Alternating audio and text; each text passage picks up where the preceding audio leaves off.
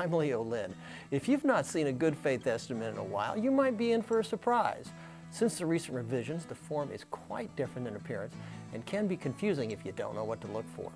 If you do know what to look for, it can be a huge help. And that's the purpose of this video. So let's take a look at what we have. The first thing you're going to notice about the good faith estimate, it is not simply a list of fees. It's got various boxes that you'll want to take a look at. But let's get to it. What it's going to show you is your initial loan amount, what the term is, so how many years, how many months, the initial interest rate, and the monthly payment. Below that, it's going to show you the answers to the questions which are going to help you determine if this is an adjustable rate loan or not. So it gives you, can the interest rate rise? If you make the payments on time, can the loan balance rise? And those are important things to know. As you go down the form, it's going to also inform you whether or not this loan has a prepayment penalty or if it has a balloon payment. Balloon payment basically means that at the end of the term, you would have a large payment due that far exceeds your regular monthly payment, and that's something you want to be aware of. At the bottom of the page, it has a couple of very important numbers. Your adjusted origination charge. We're going to come back to this. Also says your charges for all these other settlement services.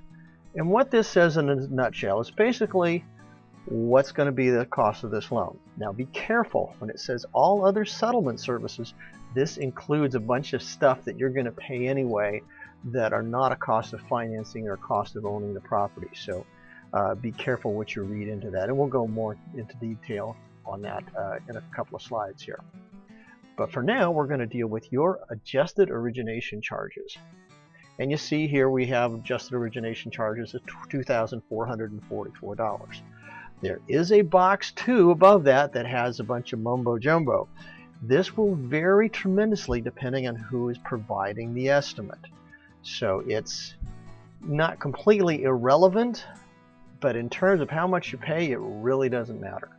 So what you're going to want to focus in on is the adjusted origination charges in conjunction with that interest rate, because the two together create a thing called pricing, and that's how you figure out if you've got what you think you've got.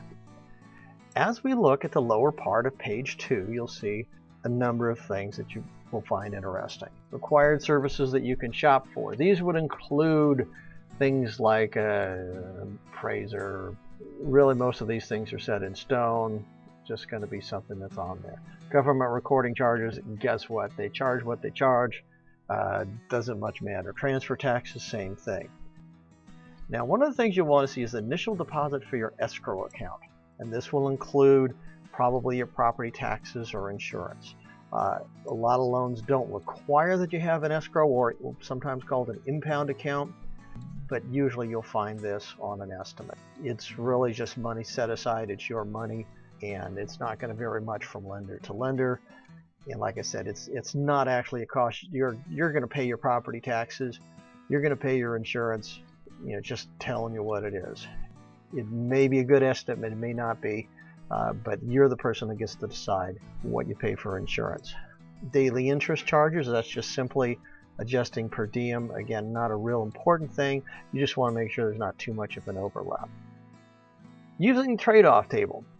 This is just something that tells you the advantages and disadvantages of different interest rates. So you can get a higher rate and perhaps eliminate your closing costs, or you can get a lower rate, but you will pay more for it up front.